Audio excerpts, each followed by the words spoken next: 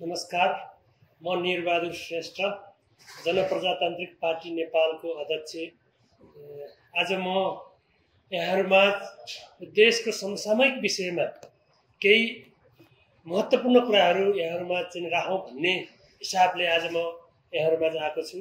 आज देश विषम परिस्थिति, जटिल परिस्थितिमा चाहिँ गुज्रिरहेको अवस्था छ। त्यसकारणले गर्दा जेनजी आन्दोलन पछाडि भदौ 23 र 24 को जेनजी आन्दोलन पछाडि देश जुन हिसाबले चाहिँ जर्जर अवस्थामा चाहिँ गएको छ, त्योले गर्दा हाम्रो पार्टी दुखित भएको छ।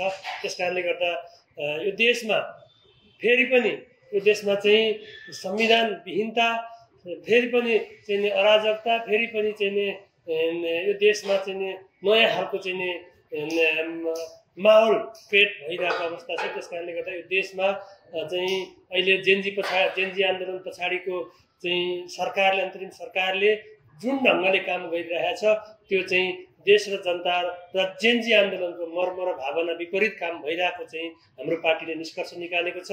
यो देशमा भदौको 23 र 24 गतेको आन्दोलनले यो देशको चाहिँ 72 सालमा बनाएको संविधान खारेज भएको छ।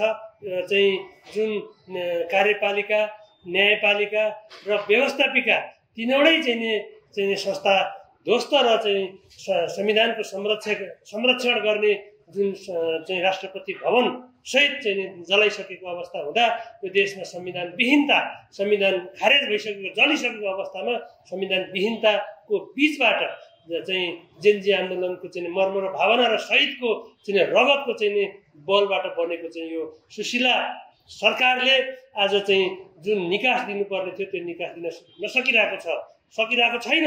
त्यसकारणले गर्दा अब यो चाहिँ अवस्थालाई चाहिँ एउटा सही ट्र्याकमा ल्याउनका लागि यो अन्तरिम संविधान मस्यौदा समिति बनाएर छिटोभन्दा छिटो अन्तरिम संविधान मस्यौदा समिति बनाएर चाहिँ सर्वपक्षीय नागरिक सरकार निर्माण गरेर चाहिँ सर्वपक्षीय नागरिक सरकारले चाहिँ जनताबाट निर्वाचित कार्यकारी प्रधानमन्त्रीको चाहिँ चुनाव गर्नुपर्छ भन्ने जुन हाम्रो पार्टीको चाहिँ माग छ, निष्कर्ष छ र जेनजीको माग पनि चाहिँ स्थिर सरकारका लागि जनताबाट निर्वाचित कार्यकारी प्रधानमन्त्री र भ्रष्टाचार मुक्त देश, भ्रष्टाचारलाई चाहिँ निर्मूल पार्ने जुन उद्देश्यका साथ जेनजीहरूले आन्दोलन गरेको थियो, त्यो आन्दोलन आज चाहिँ फेरि विसर्जन र चाहिँ त्यो आन्दोलनलाई तुहाउने चलखेल भएको छ। त्यो चलखेललाई निस्तेज पार्नका लागि आम नेपाली जनता, सम्पूर्ण युवा पुस्ता, सम्पूर्ण जेनजी पुस्ता चाहिँ फेरि सजग र सचेत हुनुपर्ने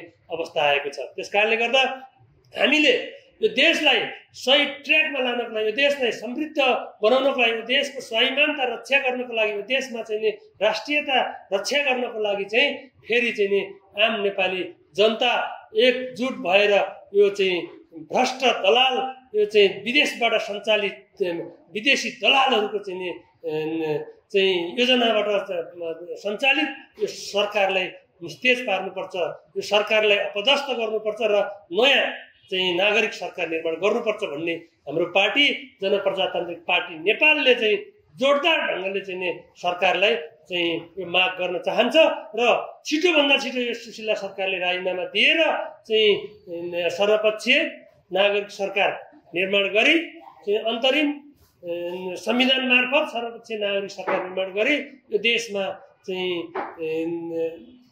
जनताबाट निर्वाचित कार्यकारी प्रधानमन्त्री चुनावको लागि हामी अगाडि बढ्नुपर्छ भन्ने चाहिँ हाम्रो भनाइ छ।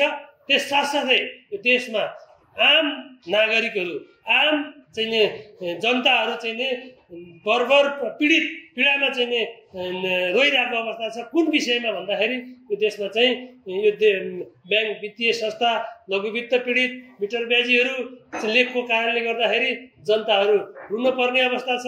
चाहिँ कालो सूचीमा राखिदिएको छ चाहिँ ब्याङ्क, वित्तीय संस्था, लघुवित्त पीडितहरूले सम्पत्ति, आफ्नो भएको सम्पत्तिहरू चाहिँ ब्याङ्कले लिलाम गरिदिएको छ, चाहिँ सहकारीले लिलाम गर्दैछ। मिटर ब्याजीहरूले चाहिँ आफ्नो सम्पत्ति खाइदिएर चाहिँ जो पीडामा चाहिँ रोइरहेको छ, जो पीडामा चाहिँ बसिरहेको चाहिँ आम नेपाली जनता, आम चाहिँ ब्याङ्क वित्तीय संस्था लघु वित्त पीडितहरूलाई चाहिँ नि यहीँबाट आह्वान गर्न चाहन्छु। अब तपाईँहरू पीडामा बस्नुपर्ने अवस्था छैन। अब हामी जनप्रजातान्त्रिक पार्टीको नेतृत्वमा हामीले तपाईँहरूको समस्यालाई समाधान गर्ने गरी हामीले चाहिँ नि ब्याङ्क वित्तीय संस्थाहरूसँग चाहिँ छलफल र अन्तर्क्रिया गरिरहेका छौँ। तपाईँहरूले सबै ब्याङ्क वित्तीय संस्था लघु वित्त पीडित चाहिँ मिटर ब्याजी पीडितहरू र भूमिहीन किसानहरूलाई चाहिँ नि जनप्रजातान्त्रिक पार्टी आह्वान गर्छ चाहिँ तपाईँहरूले सबै चाहिँ नि डकुमेन्टहरू चाहिँ तपाईँहरूले जनप्रजातान्त्रिक पार्टीलाई चाहिँ दिनु चाहिँ उपलब्ध गराउनु होला। हामी सबै खाले चाहिँ ब्याङ्क वित्तीय संस्था लघु वित्त पीडितहरूको ब्याङ्क वित्तीय संस्थाहरूसँग चाहिँ छलफल गरेर तपाईँहरूको समस्या समाधान गर्ने र तपाईँहरूलाई ब्ल्याक लिस्ट कालो सूचीबाट हटाउने र चाहिँ तपाईँहरूलाई चाहिँ सहज ढङ्गबाट चाहिँ समस्या समाधान गर्ने गरी ब्याङ्कसँग बसेर छलफल गरेर सौहार्दपूर्ण वातावरणमा सबैलाई ब्याङ्क पनि नमर्ने, ब्याङ्कलाई पनि असर नपर्ने र चाहिँ पीडितको समस्या पनि समाधान गर्ने गरी हामी जनप्रजातान्त्रिक पार्टीले एउटा चाहिँ योजना बनाएको छ। हामीले कार्ययोजना बनाएको छौँ। हाम्रो पार्टी चाहिँ लागेको छ यो चाहिँ सबैको समस्या हल गर्ने गरी हामी लागेको छौँ। तपाईँहरू अब ढुक्क हुनुहोस्।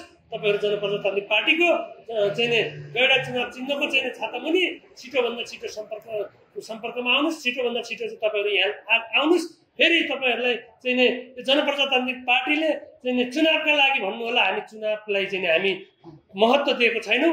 हामी चाहिँ सांसद बन्नु छैन, हामीलाई मन्त्री बन्नु छैन, हामीलाई चाहिँ कुनै पनि लाभको पदमा जानु छैन। हामी मात्र जनताको पीडाको नेपाली जनताको पीडालाई हल गर्ने गरी हामी अगाडि बढेछौँ। त्यसको लागि तपाईँहरू चाहिँ छिटोभन्दा छिटो लाग्नुहोस्।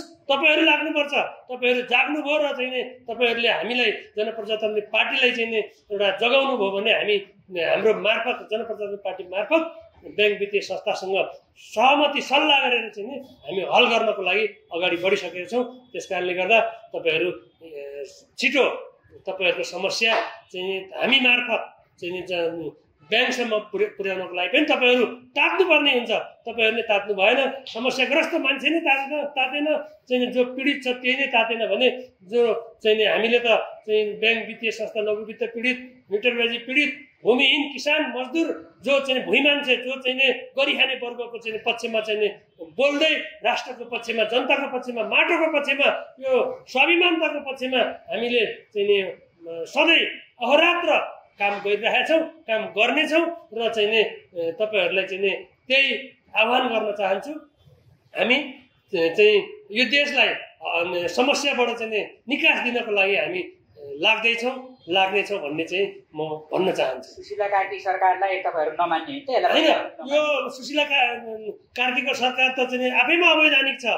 किनकि जेनजीहरूको सेन्टिमेन्टमा, जेनजीहरूको चाहिँ समस्याको बेलामा चाहिँ उसले जेनजीहरूको चाहिँ भावनामाथि खेलवाड गरेर यो सरकार एउटा चाहिँ प्रधानमन्त्री बन्नका लागि विदेशबाट चाहिँ प्रायोजित मान्छेहरूको चाहिँ सरकार हो। यो प्रधानमन्त्रीदेखि लिएर चाहिँ हरेक मन्त्री अहिले तपाईँहरूले मिडियामा देख्न सक्नुहुन्छ। कोही 12 फाउन्डेसनबाट सिफारिस, कोही कुन फाउन्डेसनबाट सिफारिस, कोही चाहिँ कहाँबाट सिफारिस भन्दै चाहिँ त्यहाँ सरकारमा बसेको छ। त्यो सरकारमा त कुनै पनि जेनजीका चाहिँ प्रतिनिधित्व गर्ने मान्छे नै छैन। त्यस कारणले गर्दा यो संविधान भन्दा विपरीत यो जेनजी आन्दोलनको चाहिँ मर्म र भावना भन्दा विपरीत गएको छ।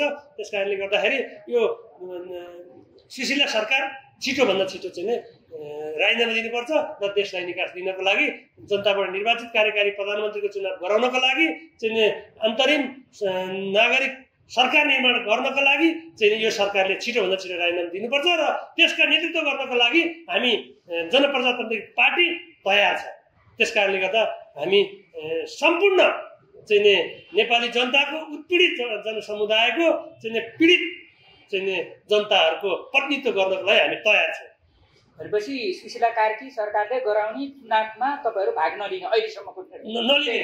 यो चुनावै हुँदैन पहिलो कुरा त होइन। चुनाव यो चाहिँ चाहिँ यो संविधानै नभइसके पछाडि अन्तरिम संविधान चाहिन्छ चाहिँ चुनाव गराउनको लागि 84 सालको चाहिँ चुनावलाई चाहिँ 82 सालमा चाहिँ गराउनको लागि चाहिँ यो जेनजी आन्दोलन भएको थिएन।